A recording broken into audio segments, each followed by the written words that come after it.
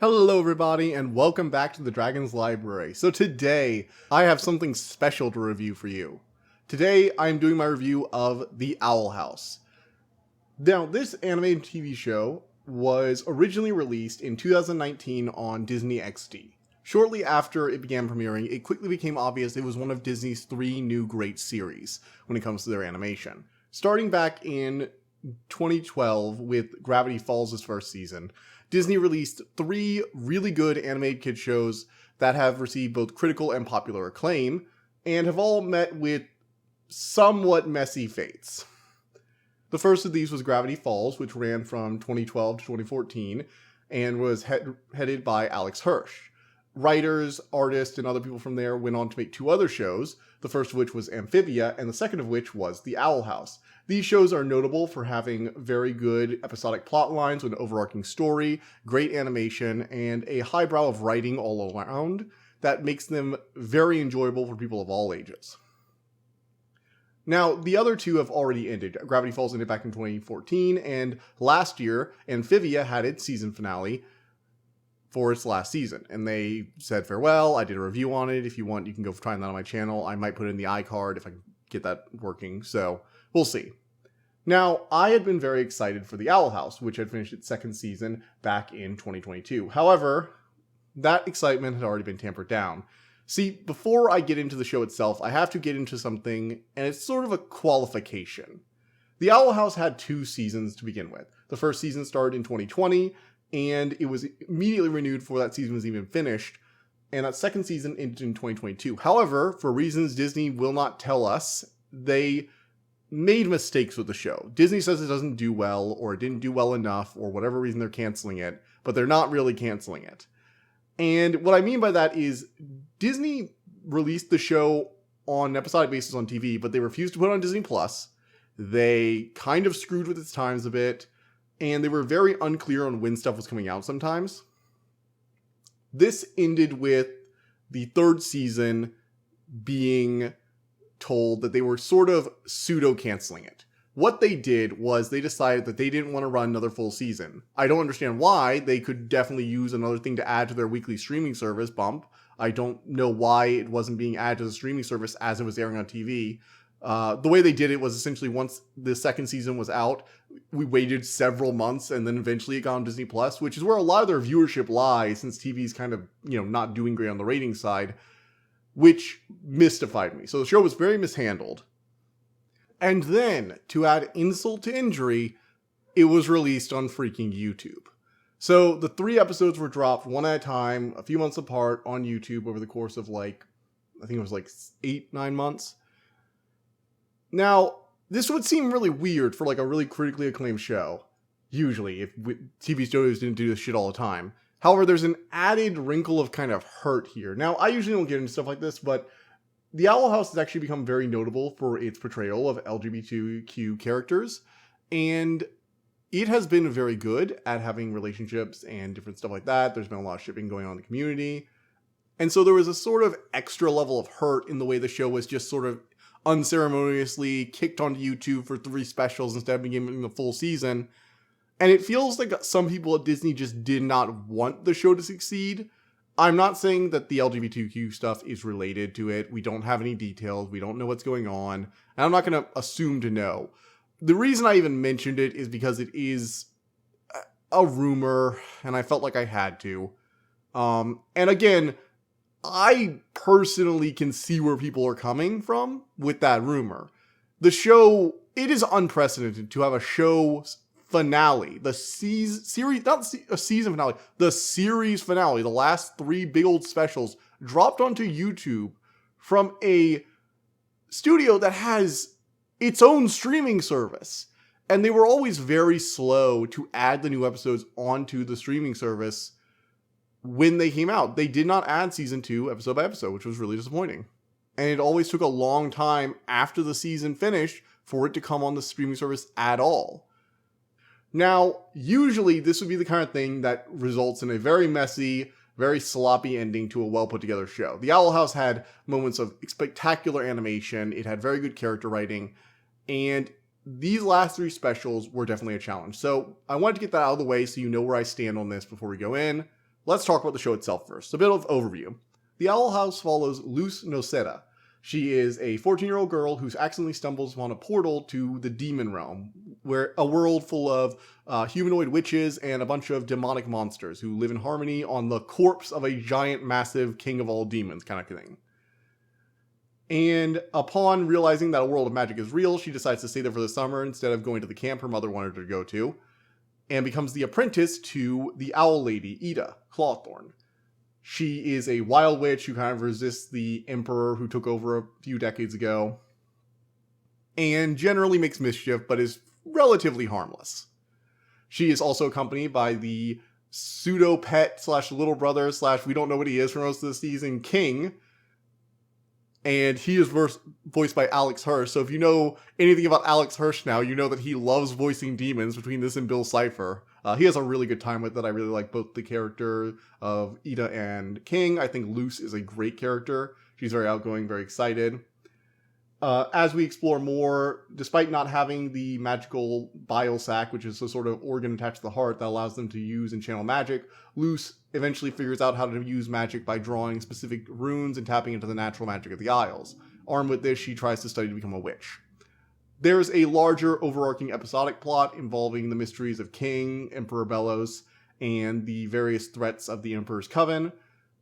But that doesn't really get going for a while, and it mostly starts out as a basic episodic twist on generic fantasy tropes, which I was actually very enjoyable at first, before the main plot kicks in, then it becomes a little something else, but still very, very enjoyable nonetheless.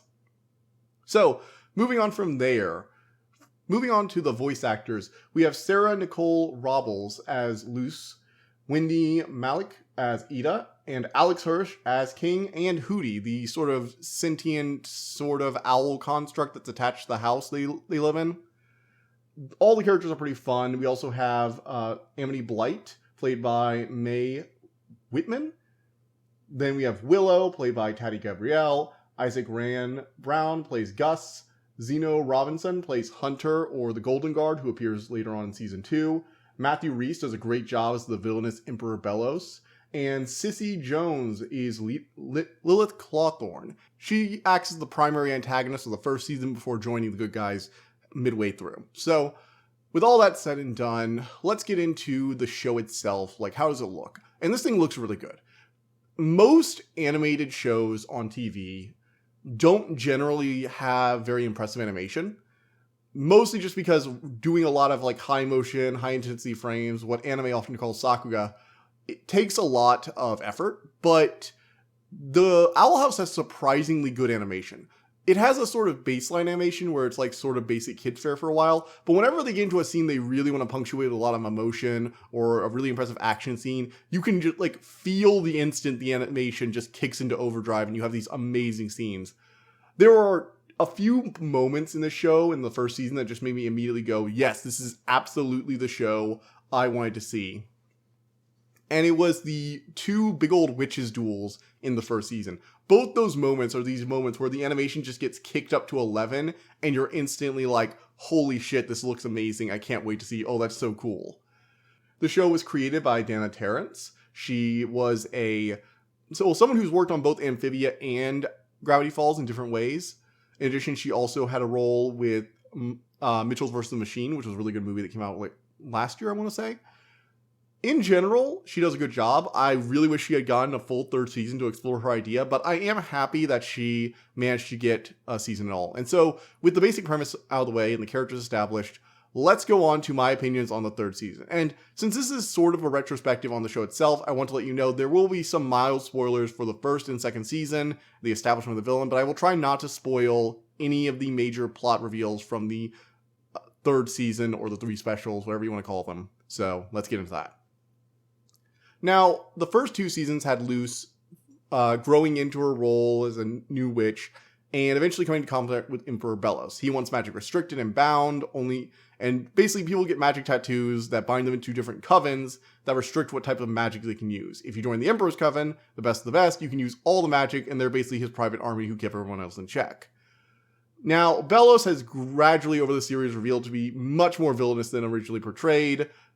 He was originally seen as the guy who stepped in and gave orders from all the wild witches who were causing chaos. And the new coven system was to make sure that no one had too much power other than those who knew how to use it properly and all that. But he's eventually revealed to be much more self-serving. Now, this is a pretty big spoiler for the first and second season, so I'm going to warn you right now. If you want to go ahead and pause this, go watch the show, and then come back, that's perfectly fine. But essentially, Belos is a human like Luce from basically the Pilgrim era, the era of, witch hunts and stuff like that. And he came to the Boiling Isles after... Well, there's a lot of backstory. I'm not going to get into it because most of it never actually got explained outright. But essentially, he came there to deal with the witches, go on a big cool crusade and kill them all. But he didn't have the power. So over the years, he's been slowly gathering power and extending his life using rune magic, which he discovered like Luce. And he has slowly built this power base. Eventually, he wants to perform this massive ritual. But to do it, he also needed the door to get back to the human world, which he tried to steal from Luce. Luce blew it up, and they spend most of the second season with Luce trying to both interrupt Belos' plans for this big ceremony, the Day of Unity, and also to recreate the door that get home, because now summer's about to end, and oh shit, my mom's worried sick about me. So, with that done, we get to the Day of Unity, which was the season 2 finale. Essentially, Belos was revealed to have been working, or at least bargaining, with an entity known as the Collector, this powerful magical being that was sealed away and could only really project himself through shadows. Belos found his prison a long time ago and promised to free him in exchange for the knowledge to create the ritual, the Day of Unity, which will drain all the magic from all the citizens of the Boiling Isles, killing them in a mass genocide while he escapes through the door, which he's slowly been repairing over the course of the season after Luce blew it up. However, midway through, he betrays the Collector, and Luce and her friends, including King especially, end up freeing him in order to stop Belos. The Collector is essentially a god. Basically, the Day of Unity had to take place on an eclipse, and in order to stop the spell, King promised the Collector he could play with them if he stopped the draining spell and saved everyone's lives. So the Collector just holds up his finger at the moon, is like, boop! It just moves the moon with a casual gesture. It was hilarious, OP, and everyone just looked at him like, oh shit, we might have made a problem worse. So Belos comes in, he's all this mouse-shapen sludge monster now. And the Collector's like, you betrayed me. He's like, no, I totally did. Fine, we'll play tag. Flick, and splats him against the wall. Then starts reshaping reality into his own personal playroom. Luce and the others escape through the door, which is barely being held together by all the modifications Belos made to it. And in the end, King and Ida have to stay behind, all of them escape, and the world is rewritten on the Collector's whims to return to his fairyland. And King goes to play with him, Ida tries to save him, and cut to black, there with Luce's mom now, staying in the rain, asking them to come in. It's really, really shocking ending, and I was really looking forward to a full season to explore it. However, I will now talk about Season 3. It's actually pretty good. Season 3 was a very tricky thing to sell. You had to condense 21 episodes worth of story into 3 hour-long specials. That is not a lot of time, but they did what could be considered the best job you could do with those limitations. Now, this is very clearly a very condensed version of the story they want to tell. One of the biggest problems I have with the show, and it's basically the only problem I have with this third season, is that there are regularly these montages. There are about one or two at least in each season, in each episode, essentially. And when they have these montages, you can practically feel that these things were meant to be spread out across 1, 2, 3, maybe even 4 episodes for some of them. You can feel how much content was originally going to be there. They were going to have episodes where they go to the zoo, or episodes where they try and adjust to living in the human world. And in the second one, they were going to have episodes where they were living at the school, and episodes with the trying to deal with this, Game of Thrones / Lord of the Flies thing they have going on. And in the third part, there were episodes with the Collector when he has them prisoner. And it was clearly going to be this multi-episode thing of slowly learning what's his deal. And I'm trying not to spoil here. And it is very noticeable. Now, as someone who understands why these specials are the way they are, i.e. Disney's executives decide to be assholes, I understand that this is not the fault of the writers or the directors or anything like that. The fact that these are still very watchable, very enjoyable, they get across the messages, is impressive to no end. And one of the things I have immense respect for is at the end of the 3rd episode, they had this epilogue that goes on for like 4 minutes. And this thing eats up a huge amount of the runtime. But it's necessary because there clearly was supposed to be like an episode or a half an episode, like maybe even like 10 full minutes where they got this epilogue, and they had to speed through it, but they hit all the important points. They show where everyone is, they show things rebuilding, and it's really impressive just how well they were able to condense something they clearly wanted to be 2 or 3 times the length. And I really have to give it to this team. They really pulled through here. The episodes are very engaging. The second episode is probably the weakest, but I'd still say it's a strong episode of The Owl House overall. And they tell the story the director, the writers, the creators clearly wanted to tell without having to make too many compromises. They didn't have to compromise on the plot. They had to compromise on a lot of the side tangents. There's this whole thing with Bellows' brother and Bellows' history. And it's explained partially through background details in a previous episode in season 2, back when they knew they weren't going to get a full 3rd season. Like near like one of the last few episodes, they snuck it in there. And also through a small little cutaway thing of like the history of the town thing with witches. And there clearly was like a whole flashback episode with Bellows and his brother that we were going to have. And Hunter's weird identity crisis because of it. I'm not going to talk about it. It's really interesting. I'm not going to spoil. Essentially, he was portrayed as Bellows' nephew, but that's not exactly what's going on there. Anyhow, I want to say they did a really good job here. I like the story. I think it hit all the emotional beats. We got to figure out, like, Mystery of the Titan, King's origins, the Collector's whole deal. I actually really liked what they did with the Collector. They didn't do what I thought they were going to do. It's still in line with how I thought he was. He's basically an all-powerful being that doesn't understand, that mortals die. And that leads to a very childish view of the world where it's like, oh, if they break, I can just snap my fingers and put them back together, right? And I like that they took it in a very interesting direction because you actually learn more about the other, like, star beings or, like, the other, like, cosmic gods. Because he's clearly a child, very young by their standards. And you learn about their war with the Titans, one of which is the body that the whole show takes off on. That's one of the really cool things about the Boiling Isles. Like, they're literally living on a giant magical corpse. And even though the blood has been mined out because of a really valuable resource, the heart's still beating and alive. And all that stuff plays into the overarching lore and how the series ends and a lot of foreshadowing. It was very, very, very cool. I liked it. Now, this review has gone a little long, so I'm going to go and move on to my last few points. I think that they did an excellent job of condensing this down. Quite frankly, my only problem with the 3rd season and the ending is that we did not get enough of it. I feel like I could have easily watched another 3 specials worth of content, a full season. I wanted a full season. And it hurts me because I can feel how much more good, interesting ideas, fun episodes, good character interactions were here. And it's not just a matter of I wanted more. There are actually reasons that the condensing hurts. And it's not the fault of the writers, but the condensing of this show means that the side characters only get a very minimal amount to do in the last episode, because they got all their character development in the second. We don't have time to give them, extra 10 minutes on their own. And it's small little things like that where you can feel the compromise this ending went through. This ending is a giant compromise. It's like, fine, you robbed us of all this. We're going to do the best job possible. We're going to get everything in there. And they do get everything in there. They clearly had a lot of ideas when they were doing this. But in the end, it is a compromise. However, I have never seen something like this done. When something like this happens, when they force creators to take a season and try and condense it like this, it usually ends with a hollow ending or really bad writing or constant retcons to try and fix everything so they can tie it all together at the end. And that didn't happen. I was pleasantly surprised that they were able to do a very good job with the restrictions they were given. And for that, I'm going to give this a 10 out of 10 because I think it deserves it. The first 2 seasons are amazing. And this is partially a review of the whole series as a whole. And I think that they did the absolute best job they could with the season structure they were given, which is all you can really ask for in the end. So, yeah.